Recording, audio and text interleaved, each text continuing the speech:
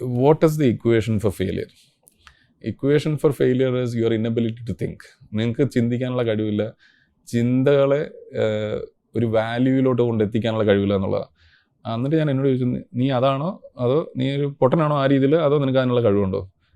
അതെനിക്ക് ആ ക്വസ്റ്റ്യൻ, ഒരു കാര്യമുണ്ട്, അറ്റ് ഓൺട്രപ്രണർ ലെവലിൽ നിങ്ങളെ ക്രിട്ടിസൈസ് ചെയ്യാനും നിങ്ങൾക്ക് നിങ്ങളെ നല്ല വഴി കൊണ്ടുപോകാനും നിങ്ങൾ മാത്രമേ ഉള്ളൂ. Absolutely right. അപ്പം ആ ഒരു സാധനം വെച്ചാൽ നിങ്ങളുടെ പെർസിവിയറൻസ്, നിങ്ങൾക്ക് ഒരു റെസിസ്റ്റൻസിനെ ഓവർകം ചെയ്യാനുള്ള കഴിവ് എക്സ്ട്രീം ആയിരിക്കണം. അതിന് നിങ്ങൾ തന്നെ ഉള്ളൂ, വേറെ ആരും വരാൻ പോകുന്നില്ല. അപ്പോൾ അങ്ങനെ ഒരു 3-4 ദിവസം ഞാൻ ഭയങ്കര ഒരു വല്ലാത്തൊരു ഡിപ്രസ് സ്റ്റേജിലാണ്. എൻ്റെ ആദ്യത്തെ ബൈക്ക് തന്നെ മേടിക്കാൻ, ഈ ബൈക്ക് കമ്പം തുടങ്ങാനുള്ള ബൈക്ക് എനിക്ക് ഭയങ്കര പേടിയുള്ള സാധനം. അതിന് 2-3 ആക്സിഡൻറ്റ് ഉള്ളതുകൊണ്ട്. പക്ഷേ ആ സമയത്ത് കോവിഡിന് കാർ എടുത്ത് വെളിയിൽ പോകാൻ പറ്റത്തില്ല, പോലീസുകാർ ഓടിച്ചിട്ടടിക്കും.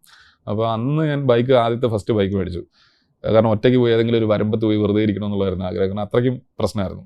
പക്ഷെ അത് കഴിഞ്ഞപ്പോൾ ഞാൻ തിരിച്ചു വന്നു. എങ്ങനെ യു കനോട്ട് ഡൈ ഡൗൺ എന്നുള്ള ഒരു സ്ഥാനം തലയിൽ കയറി. നമ്മൾ 450 കോടിയിലേക്കും 1000 എംപ്ലോയീസിലേക്ക്. അത് കഴിഞ്ഞ് നെക്സ്റ്റ് ഇയറിൽ 10 മില്യൺ എക്സ്ട്രാ ഉണ്ടാക്കി.